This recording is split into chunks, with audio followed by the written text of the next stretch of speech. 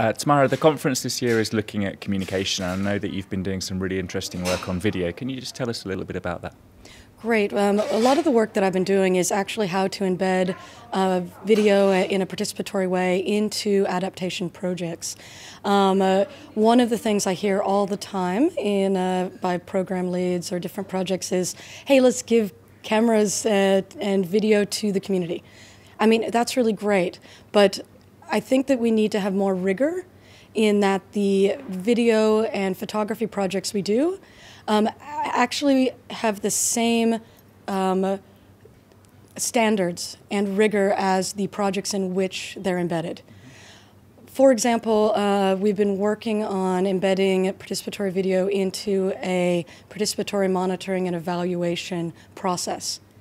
And part of that is that the community members have been assessing how they're vulnerable to climate change. So the community itself has already come together to do an assessment of how they're most vulnerable and what is the change that they want to see, so some plans. So we bring participatory video processes into that to help develop a visual baseline that can support the work that's already being done. For example, we're looking at differential vulnerability, the fact that people are vulnerable in different ways. So when we are making videos with the community, we're also making videos with young men, old men, and women's groups. So that way you're not just saying that one community has the same problem, but that people actually are facing different vulnerabilities and have different ways of addressing it and different needs for helping them adapt better. And can you just outline some of the challenges and opportunities that you see in using video this way? Some of the challenges, especially video, is in cost. To do it well, it can often have a higher cost than what the benefit may be, and also doing video can also take people out of the community for a much longer time than they actually have time to give to such a project. As well as it's hard to be replicable. So sometimes when you're doing a participatory video project, it may take like a 5 to 10 day workshop. Now, this might work with children who are incorporating it into what they're doing, like an after-school program. Sometimes that doesn't work with farmers who, if you're taking them out of the field, they're actually losing their livelihoods. And so I think what's really important is when you're designing some type of use of either video or photos, that you're actually understanding the realities of the situation and building programs that take this into account. So I've actually been evolving into using more photos that you make into videos so that when you are working with the communities, it's a much shorter time spent with them. And this was requested specifically by the communities, saying we only want to take a couple days out of the field. So by doing that, what we've been doing is training local journalists as our partners.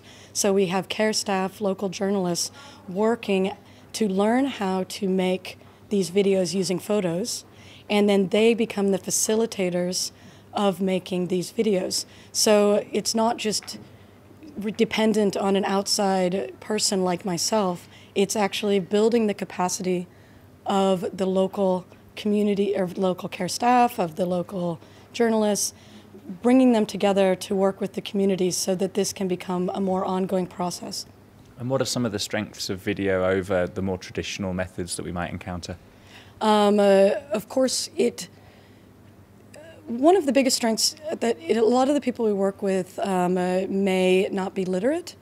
And what happens a lot of times with a traditional report is a researcher comes in, they have wonderful focus groups, they're gathering so much information that is vital not only for learning in how to maybe respond to climate change, but also for the community members. But sometimes those reports are only in English when they're finally put together.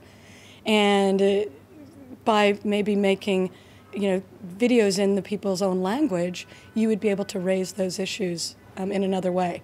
Also, if you have more materials that are in people's own language, it can build a sense of ownership and a sense, well, I mean, it does. It builds a sense of ownership. It's their video. It can also bridge distance in a powerful way, where if you are trying to do advocacy with participatory video, which hopefully you are, to try to actually make real change, that often we are working with very rural communities who are not always represented within policy. So video allows their voice to maybe move into the policy arena where the real decisions are being made in a way that is unique. It opens up space for dialogue in a way that just a report wouldn't do. That said, I don't necessarily believe that participatory video is the end game. I believe it's part of a process, and I believe that it should be part of a bigger project. So if you're going to be doing participatory video on pastoralists or working with pastoralists, that you would also want to maybe have a report that is going with that, with some of the science, if you're going to be taking that for policy. So it's thinking through it in a more holistic way for real change. Tamara, thanks for speaking with us. No problem.